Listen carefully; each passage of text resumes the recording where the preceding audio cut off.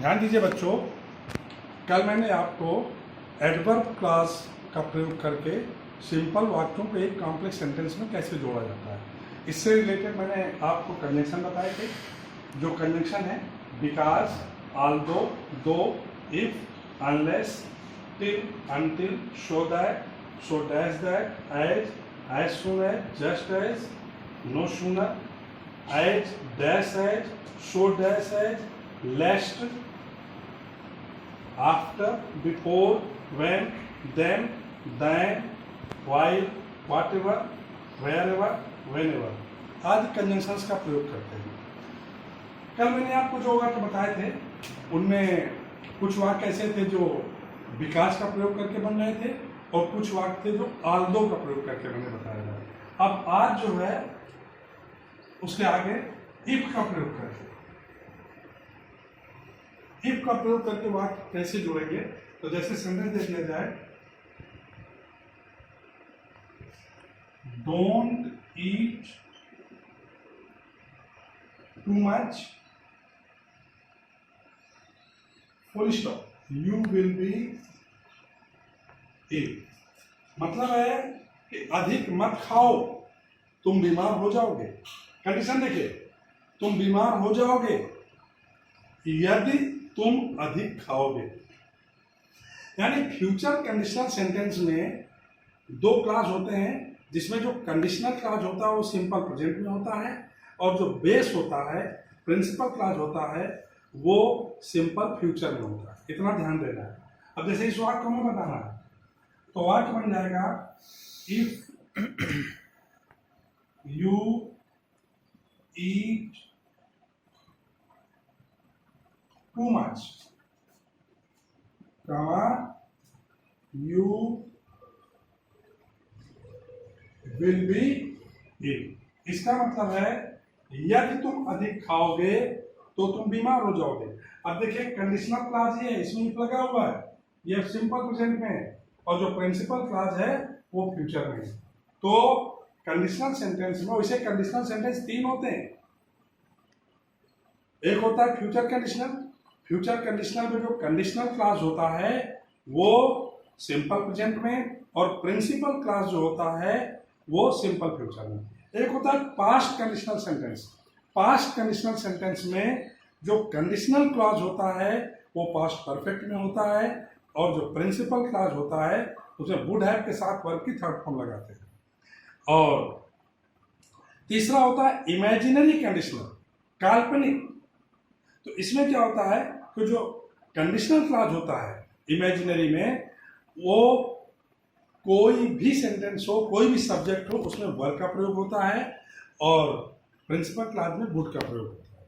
तो हम यहाँ पर इफ का प्रयोग करके इसको फ्यूचर कंडीशन बनाया, if you eat too much you will be ill. एक सेंटेंस यहाँ पर और दे रहा है,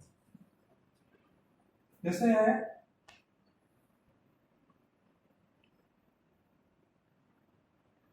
डोंट सेम है वर्क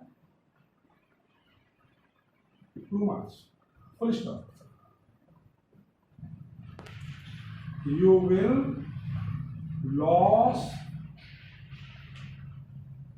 योर हेल्थ। यानी अधिक काम मत करो, तुम्हारा स्वास्थ्य गिर जाएगा, तुम्हारा स्वास्थ्य खराब हो जाएगा। तो तुम्हारा स्वास्थ्य गिर जाएगा, तुम्हारा स्वास्थ्य खराब हो जाएगा किस कंडीशन पर, यदि तुम अधिक काम करोगे। तो इसको आप कंडीशनल कर दीजिए, तो सेंटेंस बन जाएगा, you work too much, you will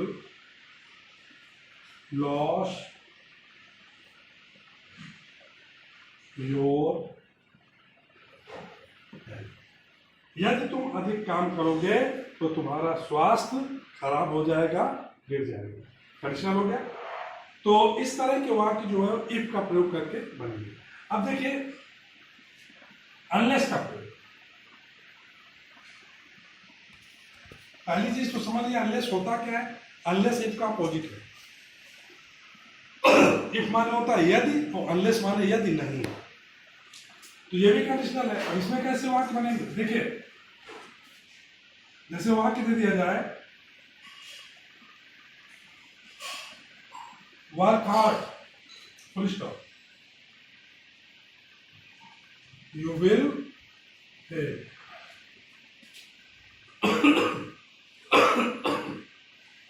यानी कठिन परिश्रम करो, तुम फेल हो जाओगे।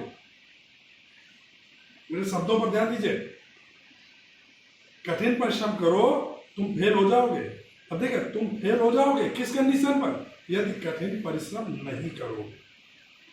अनलेस का प्रयोग कैसे बनाएंगे?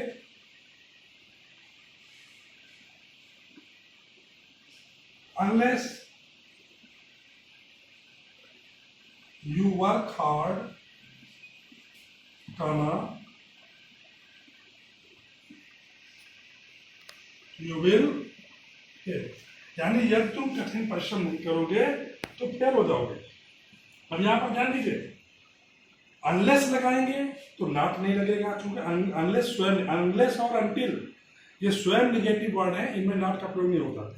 इस वाक्य को अगर हम इफ से बनाएंगे तो if you do not work hard, comma, you will fail. Unless का प्रयोग करेंगे तो नॉट नहीं लगेगा। Unless you work hard, comma, you will fail. समझ गया ना? जैसे एक सेंटेंस और दे रहे हैं यहां पर, जैसे है,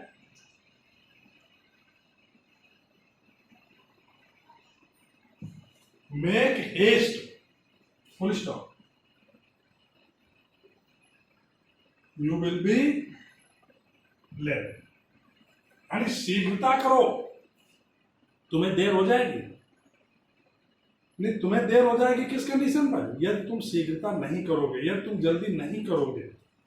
तो इसमें भी सेम उसी प्रकार से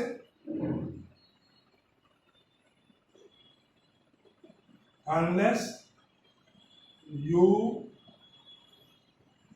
make haste, comma, you will be late. यानी यदि तुम शीघ्रता नहीं करोगे तो तुम्हें देर हो जाएगी। अब इस वाक्य में भी इफ का प्रयोग कर सकते हैं। कैसे करेंगे? जब इफ का प्रयोग करेंगे तो नॉट लगाना पड़ेगा, अनलेस का प्रयोग करेंगे तो नॉट नहीं लगाना पड़ेगा। तो if you do not make haste, comma, you will be late. If लगाएंगे तो वाक्य निगेटिव हो जाएगा।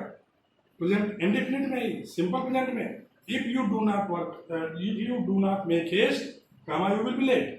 अनलेस का प्रयोग करेंगे, नॉट नहीं लगेगा। Unless you make haste, comma, you will be late. देखिएगा यहां पर हम इसी के साथ आपको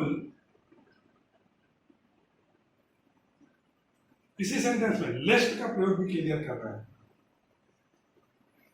क्योंकि लेस्ट से रिलेटेड जो एग्जाम्पल होते हैं और अनलेस से रिलेटेड जो एग्जाम्पल होते हैं बहुत थोड़ा सा अंतर है।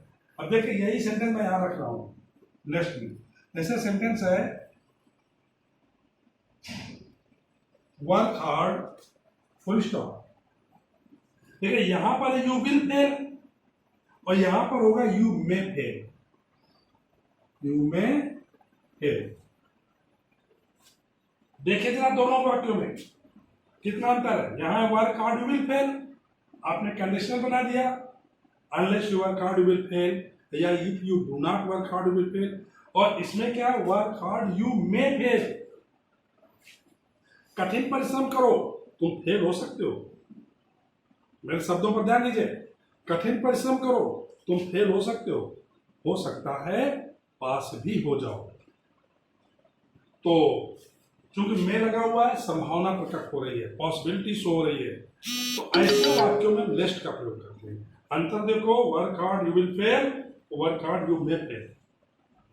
अगर यहाँ में लगा है तो लेस्ट से बनेगा, विल लगा है तो इफ या अनलेस से बनेगा। अब इसको बना रहे हैं,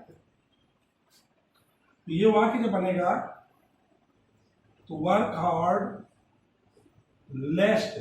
और एक चीज समझ लीजिए, जब वाक्य में लेस्ट का प्रयोग हो जाता है तो उसके आगे वाले क्लॉज में शुड का प्रयोग अवश्य होता है तथा नॉट का प्रयोग नहीं होता है। तो अब देखिए लेस्ट लग गया तो हमें शुड आगे लगाना है, लेस्ट यू शुड फेल। क्या बना, work hard lest you should fail. वाक्यों में अंतर समझ लो। Work hard will fail, if या अनलेस से बनेगा। Work hard you may fail, lest से बनेगा। तो work hard lest you should fail, यानी कठिन परिश्रम करो, कहीं ऐसा ना हो। लेस्ट का मतलब क्या होता है? कहीं ऐसा ना हो कि तुम फेल हो जाओ। इसका एक एग्जांपल और खेल रहे सेम यही सेंटेंस। जैसे वाक्य है make haste full stop, you may be late. यहां पर क्या था? Make haste you will be late. यहां क्या है? Make haste you may be late. तो जब जहां था make haste you will be late, तो आपने अनलेस से बनाया, unless you make haste you will be late, या if you do not make haste you will be late. लेकिन यहां पर यू मे बी लेट, यानी शीघ्रता करो, तुम्हें देर हो सकती है, हो सकता है देर ना भी हो, लेकिन मे भी लगा है, पॉसिबिलिटी शो हो रही है। तो इसमें जब बनाएंगे हम तो हो जाएगा मेक हेस्ट लेस्ट यू, और यहां पर शुड जरूरी है, लेस्ट के साथ शुड बी लेट।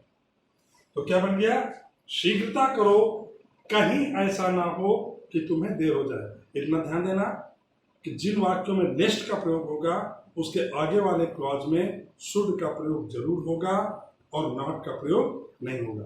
तो यहां पर मैंने आज आपको इफ से कंडीशनल वाक्य बताए, अनलेस से कंडीशनल वाक्य बताए, और अनलेस से जो वाक्य बनते हैं और लेस्ट से जो वाक्य बनते हैं बहुत मामूली सा अंतर होता है। ये दोनों हमने यहाँ पर अंतर आपको क्लियर कर दिया। ठीक है, ओके।